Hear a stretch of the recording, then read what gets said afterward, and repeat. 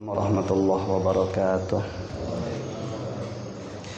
Astaghfirullahalazim, astaghfirullahalazim, astaghfirullahalazim alladzi la ilaha illa huwal hayyul qayyum wa atubu ilaih.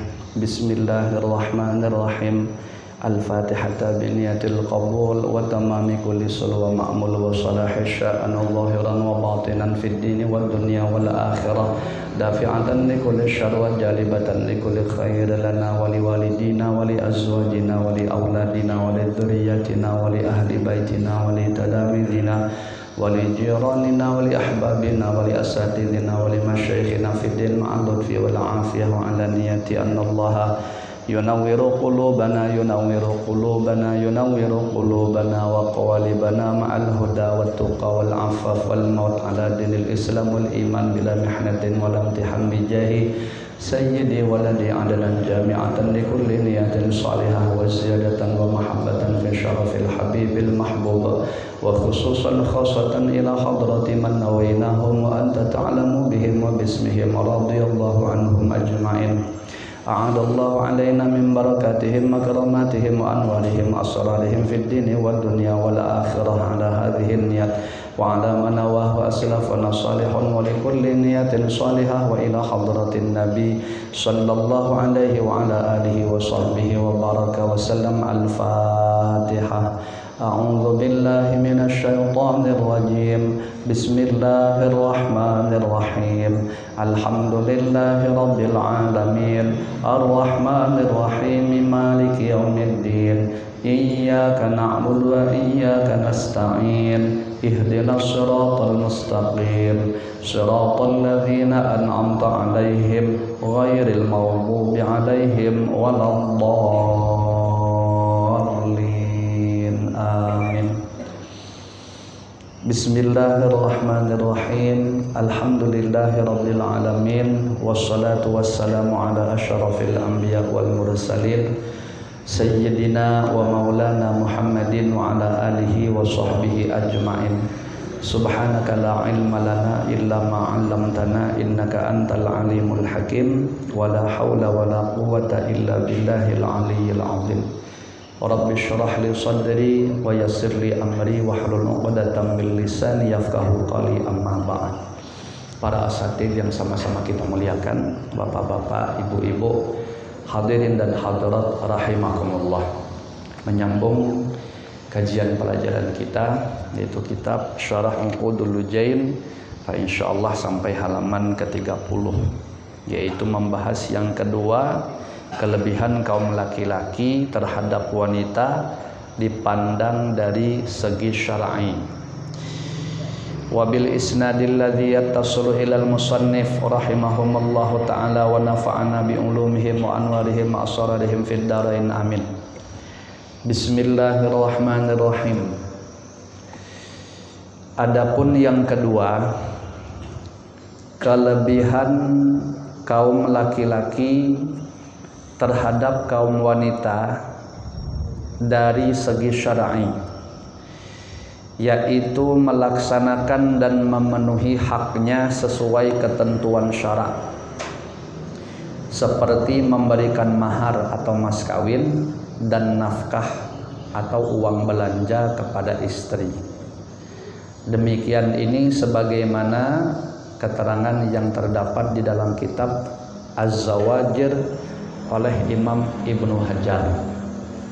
Jadi inilah makanya seorang istri itu berkewajiban untuk taat atau patuh kepada suaminya, dan sekuat tenaga dia berusaha untuk mencari keridhaan suaminya. Maka kalau itu dia dapatkan spontan, ya sudah diketahui bahwa dia akan berada di bawah keridhaan Allah Subhanahu wa ta'ala. Ya. Kenapa? Ya, karena memang suami itu unggul gitu dari dua sisi. Segi hakiki yang pada pertemuan telah lalu kita bahas ada 18 kelebihannya, dan yang sekarang adalah segi syar'i, yaitu karena suami yang telah memberikan mahar atau mas kawin dan suami juga yang memberikan nafkah atau uang belanja kepada istrinya setiap hari, sehingga dengan hal itulah menyebabkan si istri berkewajiban taat kepada suami. Wanita-wanita yang sholihah dalam ayat tersebut maksudnya adalah wanita-wanita yang taat kepada Allah dan suaminya.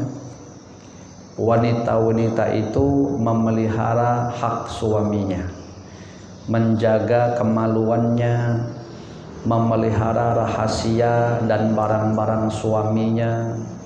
Jadi apa yang namanya manusia lah pula. Manusia adalah makhluk khata' wan nisyan.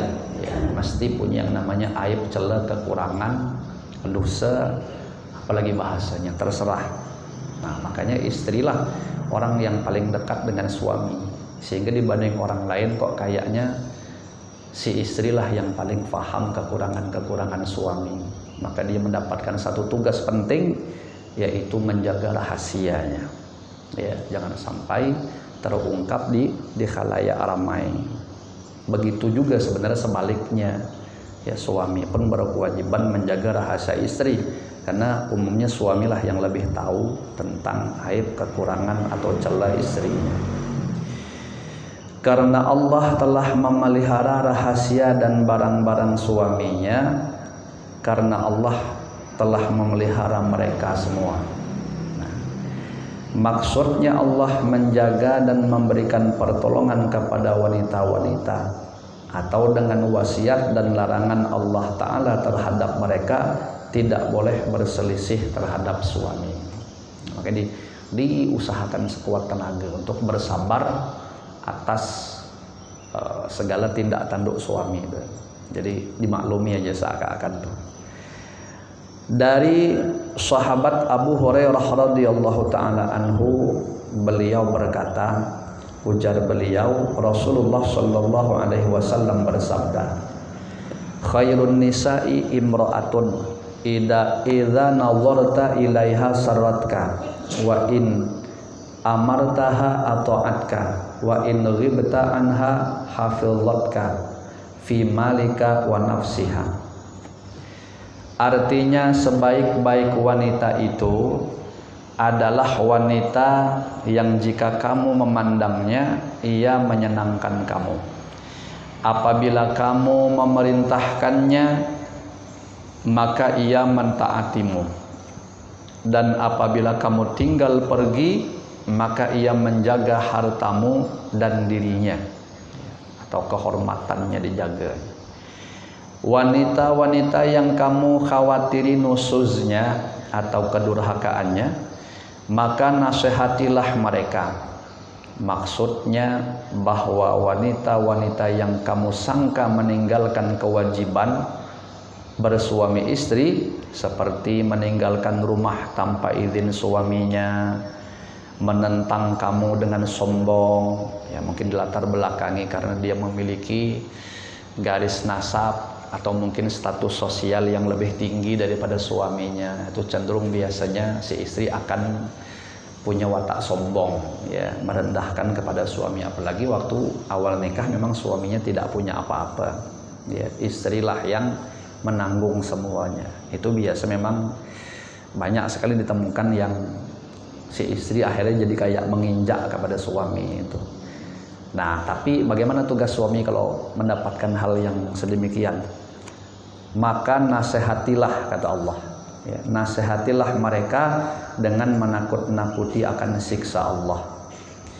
Memberikan nasihat di sini hukumnya sunnah.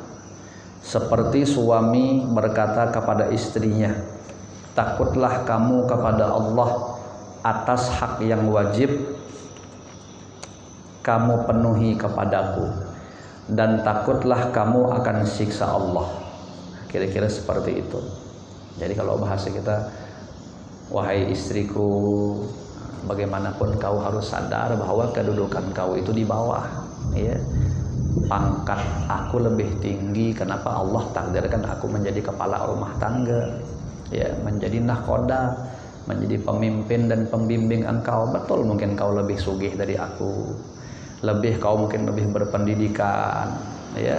Nah, tapi bagaimanapun ketika aku sudah menjadi suamimu, kau harus patuh, ya. Tapi aku juga sadar aku bukan laki yang baik, banyak kurangnya. Oleh karena itu berikan aku masukan, ya, berikan aku saran dan kritik. Kita saling isi mengisi, dukung mendukung, bahu membahu untuk sama-sama berjuang menuju jalan yang diridhai Allah dan Rasulnya. Jadi nampak di situ nasihat yang lembut, yang menyentuh kepada hati, namun juga tidak egois. Ya, sehingga biasa perempuan tuh lebih tersentuh dinasihati seperti itu ketimbang kita bentak-bentak, ya, apalagi dicaci maki misalnya karena satu atau dua kesalahan yang dia kerjakan, karena memang dua-duanya berpeluang untuk salah lah. Nah, suara saya kalau dapat curhatan nih, Pak bilang kan, ya, sekedar untuk berbagi dari jamaah, kadang dari orang yang kenal, kadang dari orang yang saya tidak kenal. Ada aja telepon masuk, ada aja kadang-kadang tuh messenger, WA, ya, menanyakan tentang pasangan nih, baik yang mencurhatkannya adalah si istri kepada suaminya, ada juga yang mencurhatkan suaminya kepada istrinya. Jadi kayaknya berimbang-imbang aja begitu, ya, berimbang aja. Sisi yang laki salah bisa, sisi yang bini salah bisa juga, ya. Cuman biasanya faktornya itu kalau saya renungkan gitu, yang salah-salah ini biasanya memang ilmu agamanya kurang, ya. Artinya kurang, dia dididik dari dulunya dengan ilmu pengetahuan agama, biasa begitu. Lebih parah lagi jarang kalau ikut pengajian, parahnya lagi ibadahnya pula amburadul, udah selesai dah pokoknya. Jadi memang ruwet, ya, seakan-akan tuh jadi ruwet jadinya. Nah, jadi memang masalah itu seakan-akan pangkalnya memang dari kita, ya. Makanya kan isyarat Rasulullah Shallallahu Alaihi Wasallam di dalam mencari jodoh itu mesti yang diprioritaskan adalah agama, karena dengan agama itulah akan bisa memberikan semacam hiburan, panduan, petunjuk kepada hatinya di saat dia menghadapi segala macam masalah. Jadi bawaannya tuh kalau ada masalah, kalau orang yang agamanya kuat tuh dia cepat balikkan ke Allah Subhanahu wa taala. Ya, jadi cepat melapor, cepat meminta tolong, cepat curhat, cepat mengadu dan memperbaguskan ibadahnya kepada Allah taala. Nah, jadi begitu langkahnya yang ada, yang diajarkan oleh para ulama-ulama kita. Tapi kalau kita punya masalah semakin menjauh kepada Allah Subhanahu wa taala, payahlah solusi itu nak datang. Ya, yang ada tambah minik kepala kita dibuatnya. Ya, begitulah keadaannya. Jadi seakan kalau saya itu ketika dicurhati yang sedemikian itu, itulah yang saya kasih masukan. Karena jangan berpikir bahwa cuman kita sendiri yang susah, karena itu salah. Ya. Hampir semua orang tuh dipastikan dia punya problem sendiri-sendiri. Nah, cuman itu tadi, ada yang diberi Allah taufik, mudah menghadapinya, lapang. Walaupun kalau diberikan ke orang belum tentu mudah juga dirasakan oleh orang lain. Jadi kunci itu ada di taufik. Sedangkan taufik itu pertolongan Allah dalam menghadapi segala masalah. Ya tentu kita harus mendekatkan diri kepada Allah Subhanahu wa taala. Bagaimana mungkin Allah mau menolong kita, kitanya berjauh, ya, berjauh dari Allah Subhanahu wa taala, tidak mungkin. Nah, kemudian suami hendaknya juga menjelaskan kepada istri bahwa perbuatan nusyuz itu dapat menggugurkan nafkah dan giliran. Nah, jangan dek, misalnya kalau bini kita panggil adek, jangan melawan aku atau menyakiti hati aku, berkata kasar, tidak ada patuh, durhaka. Soalnya itu nanti aku jadi tidak berkewajiban memberikan nafkah kepada engkau, ya. Nah, atau giliran kalau bininya banyak, ya. Nasihat itu jangan disertai mendiamkan dan jangan memukul istri. Artinya kalau jelas-jelas bini salah, kita jangan mendiamkan untuk menunjukkan ekspresi kita merajuk misalnya, ya. Nah, itu kadang-kadang juga bisa membingungkan kepada istri. Kenapa? Karena dia kadang jadi bingung. Ya. Dia tuh salahnya apa, tapi kita tidak kasih tahu, sehingga yang timbul tuh ya bingung. Sama lah kalau kasusnya dibalik. Misalnya kita salah nih, ya, sebagai laki, bini kita tuh marah sama kita, tapi dia tak tegur, dia cuman diam aja. Nah, itu pasti akan menimbulkan kebingungan di hati kita. Kita ini salah apa? Nah, kehendak kita tuh sampaikan dengan cara yang baik. Karena mungkin yang kita lakukan tadi salah atau kemungkaran, berarti kan penegakan amar ma'ruf nahi mungkar jadinya ranahnya tuh. Nah, berarti harus cara yang halus disampaikan. Nah, mengenai nanti responnya bagus atau tidak, itu ya bergantung yang bersangkutan. Bini nasihati laki, lakinya bagus, dia masih akan lapang dada, malah berterima kasih diingatkan. Ya, tapi kalau bangsa lakinya yang keras kepala, egois, dia malah marah tuh biasanya. Udah dinasihati sibuk pula, artinya kau ngurusi aku, padahal jelas dia salah. Ya, salahlah lakinya kalau macam itu. Sebagaimana kasus tuh kalau dibalik ke bini ya kayak begitu juga. Nah, jangan didiamkan dan juga jangan langsung memukul. Kalau istri menampakkan uzurnya atau bertaubat dari apa yang telah diperbuatnya tanpa uzur, maka suami disunahkan mengingatkan istri tentang hadis yang telah diriwayatkan oleh Imam Bukhari dan Imam Muslim, bahwasanya Nabi Shallallahu Alaihi Wasallam bersabda. Nah, ujar Rasulullah Shallallahu Alaihi Wasallam, "Idza batatil mar'atu hajratan firasha zawjiha la'anathal malaikatu hatta tusbiha." Artinya, jika istri itu bermalam meninggalkan tempat tidur suaminya. Nah, suami ditinggalkannya dari tempat tidurnya. Biasanya tidur seranjang di kamar. Ini karena bini merajuk, berdiam tadi, pergi dia keluar. Dia tidur di ruang tamu, misalnya di sofa. Ya. Nah, itu pasti menimbulkan sesuatu yang tidak nyaman di hati suaminya. Nah, sementara suami bingung, salahnya apa tidak tahu. Ya, karena tidak dijelaskan tadi. Jadi kalau dalam kasus dibalik tuh ini. Nah, dipikir bini dengan dia melakukan kayak gitu tuh bagus lah pikirnya. Nah, padahal yang terjadi apa? Maka para malaikat mengutuknya hingga pagi. Nah, justru dia mendapat kutukan para malaikat. Dan hadis yang diriwayatkan oleh Imam At-Tirmidzi bahwasanya Nabi besar Muhammad sallallahu alaihi wasallam, ayyuma imra'atin batat wa zawjuha radin dakhalatil jannata. Artinya, wanita yang bermalam sedangkan suaminya ridha kepadanya, maka dia masuk surga. Oh. Artinya perempuan yang tidur bersama laki di rumah, masalah mau tidur nih mau main atau tidak, yang penting lakinya ridha ya dengan dia. Umpama dia meninggal, dia mesti masuk ke dalam surga nih, ujar junjungan kita Rasulullah Sallallahu Alaihi Wasallam. Nah, demikian ini sebagaimana disebutkan dalam kitab Syarah Nihayah Al-Ghayah namanya. Maksud dan pisahkanlah diri dari tempat tidur mereka adalah bahwa para suami diperintahkan meninggalkan para istri dari tempat tidurnya, tidak mendiamkan bicara dan tidak memukul, karena memisahkan diri dari tempat tidur itu memberi dampak yang jelas dalam mendidik para wanita. Ini satu isyarat daripada Allah Subhanahu wa taala, ketika kita dengan istri itu tidur bersama ya, lalu kita tinggalkan tempat tidur itu, tidak mau bersama, itu sebenarnya secara apa ya istilahnya kata orang tuh, pukulan yang telak ya, kepada istri ya.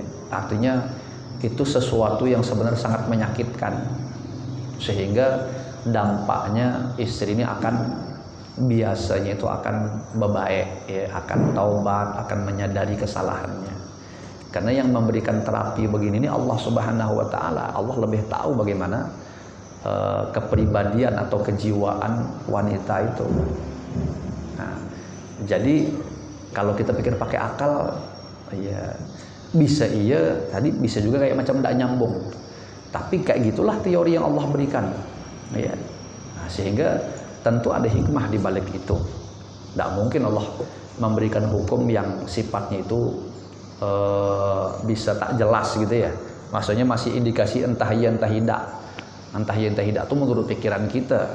Kalau Allah Subhanahu wa taala dengan ilmunya tuh pasti lebih mengetahui. Berarti di situ ada sisi maslahat. Kalau tidak ada maslahat, tidak mungkin Allah nyuruh seperti itu. Ya. Nah, jadi kita tinggal menjalankan saja. Tapi kalau saya sadar beralim, saya merasakan aja lah ya. Saya pribadi nih di rumah itu kalau tidur tuh kan dengan istri mesti seranjang terus. Nah itu terkadang saya merasa gerah gitu, panas di kamar karena berempat kami. Padahal kamar di rumah tuh ada 3, atas sikok, bawah 2. Tapi kalau tidur kamar 201 cuma yang ditempati. Dia selalu bersama-sama berempat. Ini pun gara-gara anak saya sikok sudah berangkat ke jauh. Bangsa berangkat tak ada berangkat berlima kami sekamar. Ya. Nah, jadi kan karena panas. Itu kadang-kadang saya tidak tahan, saya keluar. Maksudnya keluar tuh bukan ke kamar lain, ke ruang tamu, ke ruang keluarga yang bisa tempat awak nonton TV gitu. Nah itu ya, tidak lama tak biasa bini saya nyusul. Ya, ngaku banget nih tidur di luar. Nah, seakan-akan tuh dia merasa tidak nyaman ditinggalkan. Awak mepet, awak kepanasan. Jadi cuman cari ruang untuk apa namanya menyegarkan diri aja supaya sejuk begitu. Ternyata menimbulkan sesuatu yang tak nyaman di hati istri sehingga seakan-akan kayak gimana gitu. Maka disusul gitu biasanya. Ya, disusulnya. Nah, sehingga kami tidur di ruang keluarga. Artinya saya berpikir benarlah kata Allah Subhanahu wa taala. Cuman ditinggalkan yang tidak ada masalah aja itu sudah menimbulkan sesuatu tidak nyaman. Apalagi kalau ada masalah, apalagi baru ditinggalkan tidak mau tidur bersama tuh mainnya berhari-hari. Wah, itu lebih telak gitu bukalannya. Ya, nah itu satu isyarat lah dari Allah Subhanahu wa taala. Kira-kira begitu. Nah, kemudian dan pukullah mereka kata Allah tadi. Dalam ayat yang sebelum kita pelajari ini. Maksudnya wanita-wanita yang nusuz itu boleh dipukul dengan pukulan yang tidak menyakitkan tubuh. Nah, demikian dilakukan kalau memang membawa faidah. Jika tidak, maka tidak perlu melakukan pemukulan. Nah, ini seakan-akan kita ngiring-ngiring dewe aja. Jika akan memukul, jangan sampai memukul muka. Kalau bahasa kita nempeleng, ya. Dan anggota tubuh yang dapat menjadikan kerusakan. Kita mukul ulu hatinya, ya, atau mukul lambungnya, atau mukul pokoknya yang bahaya-bahaya itu janganlah, apalagi sampai bahagian kepala, belakang kepala. Dalam pertandingan tinju profesional aja pelanggaran kalau mukul kepala bagian belakang. Ya kenapa ya, wajar bisa konslet, dia punya otak. Nah, akhirnya tidak ada keruan lagi. Nah, apalagi kepada istri. Cuman ya kadang-kadang ya kita ini manusia lah pula fitrahnya dikuasai oleh syahwat yang sebagaimana telah dijelaskan oleh Imam Al-Ghazali itu di dalam kitab Al-Arba'in fi Usuluddin. Beliau menjelaskan bahwa kita punya tentara. Ini kita ini kan raja nih. Setiap masing-masing kita ini raja. Hati kita, ya, punya hati, dan itu punya aparat, punya tentara. Ada 2 kata beliau, aparat atau tentara kita. Apa yang harus betul-betul kita kuasai itu, hebat betul ngaturnya, hebat betul merintahkannya, nyuruh-nyuruhnya. Apa aparat kita? Pertama ghadab, marah. Kita mesti punya yang namanya marah, yang sewaktu-waktu dia bisa meledak sehingga dia bisa menguasai kita malah. Nah, kalau hati tidak cakap dalam menguasai amarahnya, pasti akan menimbulkan kerusakan.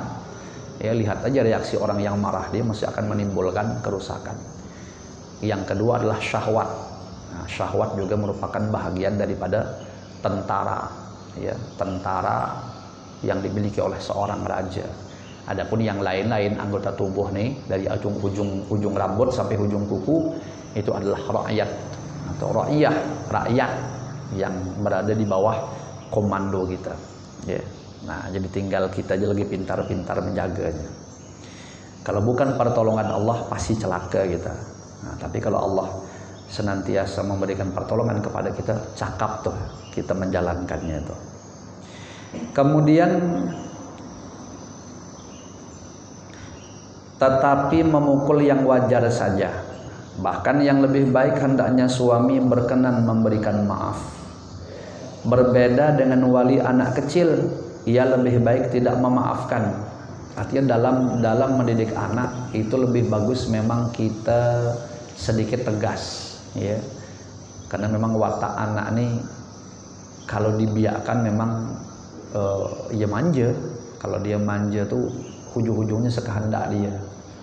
Nah, memang kadang-kadang kita nih disusahkan adalah karena faktor sayang anak itu bahasanya, sehingga apa yang dia kehendaki kita turuti. Nah itu kalau terus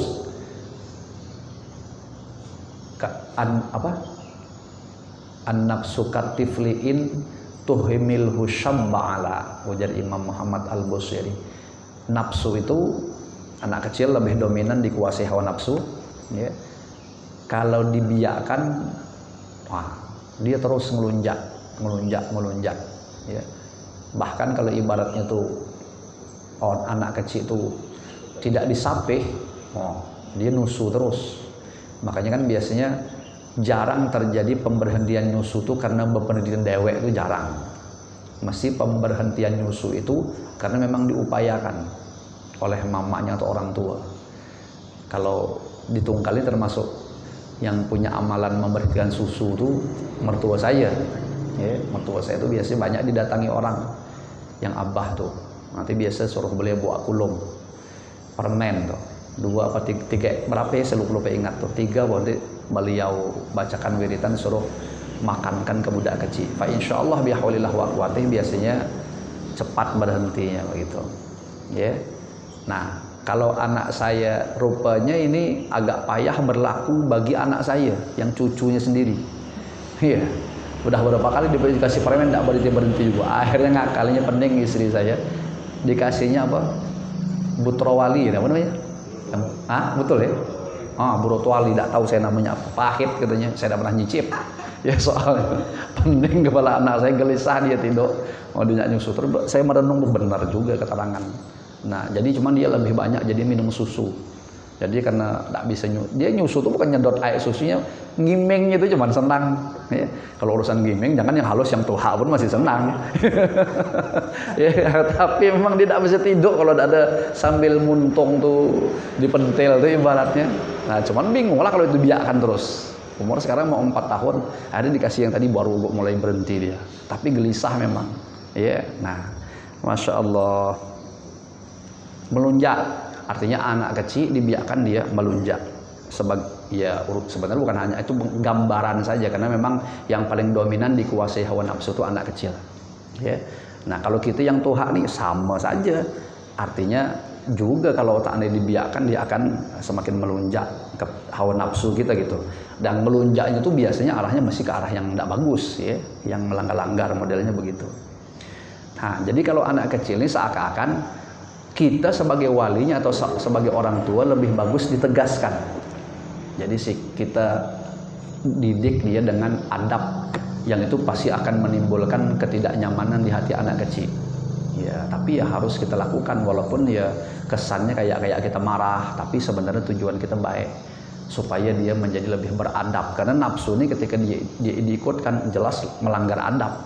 Ya, nah, kayak Rasulullah SAW aja kan waktu kita belajar kitab Lubabul Hadis kemarin, syarahnya kitab Tangkihul Qaul itu kan ketika Rasulullah sedang di hadapan para sahabat mengisi tausiah menasihat Rasul, datang Sayyid Hasan Sayyid Husain naik ke atas pundak beliau, begentolan, main-main berdua bergurau.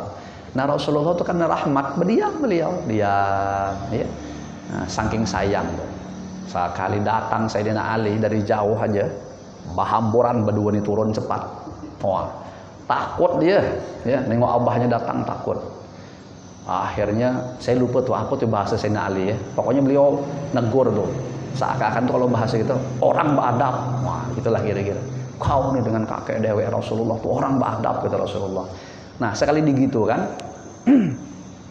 kata Rasulullah, jangan Ali, ini apa namanya, pelipur lara aku, qurratu ayun, ya, ini pelipur lara, penyunjuk jiwa, ini kesayangan aku, kata Rasulullah. Tidak usah dimarah-marah. Nah karena Sayyidina Ali itu walaupun dengan anaknya dewek, tapi yang negur Allah Rasulullah, beliau jadi diam. Tapi yang terjadi apa? Dia Jadi Sayyidina Ali seakan-akan dinasihati Rasulullah lagi, beliau diam karena Rasulullah bang. Tapi tahu-tahu datang malaikat Jibril. Malaikat Jibril berkirim salam kepada Rasulullah. Lalu malaikat Jibril pesan. Allah Subhanahu wa taala berpesan kepada engkau ya Rasulullah. Apa pesan dari Allah Subhanahu wa taala? Biarkan Ali di dalam mendidik anaknya. Artinya cak-caknya tuh malaikat Jibril dari Allah melalui malaikat Jibril berpesan bahwa yang dilakukan Ali itu tidak salah. Karena memang seakan-akan sebagai orang tua beliau harus memberikan pendidikan anak kepada pendidikan adab kepada anaknya. Nah, jadi seakan-akan tuh justru jadi Rasulullah yang kayak akan tegur. Ya. Jadi biarkan, memang begitulah cara orang tua yang bagus mendidik adab anaknya.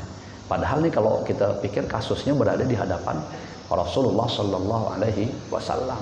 Jadi tetap kalau dengan anak tuh tetap ditegaskan gitu. Kita sariki mah bukan sarik apa-apa, sarik ta'dib, mendidik adab. Mengani-ani ibaratnya begitu ya. Macal betul kan. Masuk ke sana. Tidur lagi. Main HP aja misalnya. Itu kan bentakan-bentakan yang sebenarnya bukan marah, tapi kalau dibiarkan bebangat dianya. Nah, begitulah kira-kira, ya. Nah, jadi itu memang bagus gitu dilakukan oleh orang tua. Kalau makanya tuh itu terbukti ini bagus. Lihat proses pendidikan kita, bandingkan. Zaman sekarang jangan usah zaman bapak-bapak, zaman saya aja namanya kelepak-kelepik.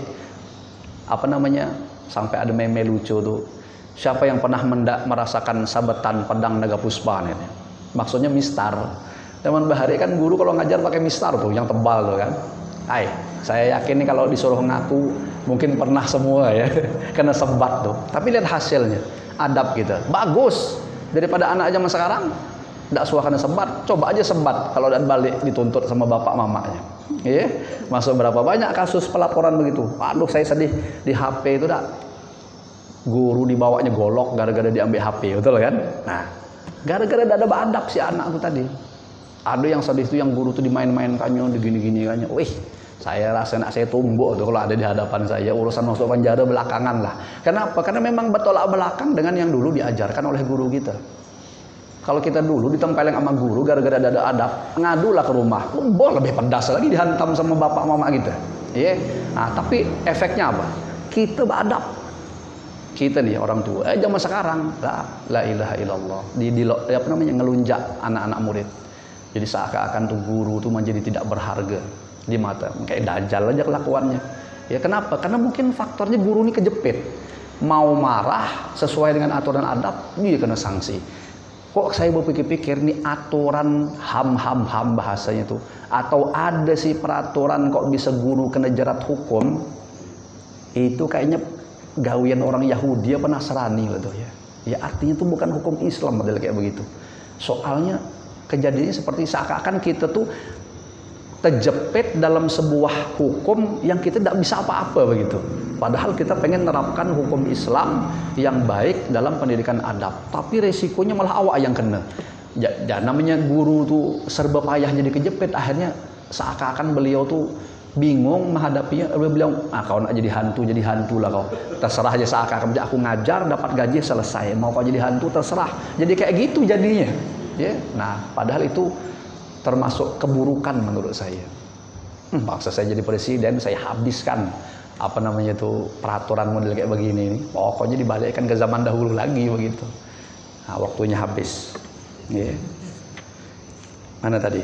Cek batasannya supaya tak ada tanggung. Nah, sedikit rupanya tanggung nih ya. Nah, makanya disebutkan sebab wali yang memukul anaknya yang masih kecil itu justru membawa kemaslahatan untuk dirinya sendiri si anak atau maksudnya. Menurut Imam Ar-Rafi'i bahwa bolehnya memukul istri itu kalau ia berkali-kali nusuz. Sedangkan menurut Imam An-Nawawi boleh memukul istri sekalipun dia tidak berulang kali nusuz jika memang dapat memberikan faidah.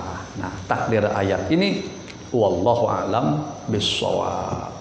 Mudah-mudahan yang kita kaji seada-adanya ini dijadikan oleh Allah Subhanahu wa taala menjadi ilmu nafi', manfaat berkah dunia akhirat untuk kita semua. Amin ya rabbal alamin. Ala hadhihi niyatu ala manawahu aslafuna shalihun wa likulli niyatin salihah wa ila hadratin nabi sallallahu alaihi wa ala alihi wa sahbihi wa baraka wa sallam. Al-Fatihah. A'udzu billahi minasy syaithanir rajim. Bismillahirrahmanirrahim. Alhamdulillahi rabbil alamin. Arrahmanir rahim. Maliki yaumiddin. Iyyaka na'budu wa iyyaka nasta'in. Ihdinas siratal mustaqim. Siratal ladzina an'amta 'alaihim ghairil maghdubi 'alaihim waladdallin. Amin. Bismillahirrahmanirrahim. Alhamdulillahi rabbil alamin. Wassalatu wassalamu ala asyrafil anbiya wal mursalin sayyidina wa maulana Muhammadin wa ala alihi wa sahbihi ajma'in. Allahumma inna nas'aluka ilman nafi'an wa qalban khashi'an wa amalan mutaqabbalan wa rizqan katsiran halalan thayyiban mubarakan fih. Allahumma inna na'udzubika min ilmin la yanfa' wa qalbin la yakhsha wa amalin la yurfa' wa du'ain la yusma'. Rabbana atina fid dunya hasanah wa fil akhirati hasanah wa qina adzaban nar. Wa sallallahu ala sayyidina wa maulana Muhammadin nabiyil ummi wa ala alihi wa sahbihi wa baraka wa sallam. Bi fadli subhana rabbika rabbil izzati amma yasifun wa salamun alal mursalin walhamdulillahi rabbil alamin. Hadani Allah wa iyyakum ajma'in. Wassalamualaikum warahmatullahi wabarakatuh.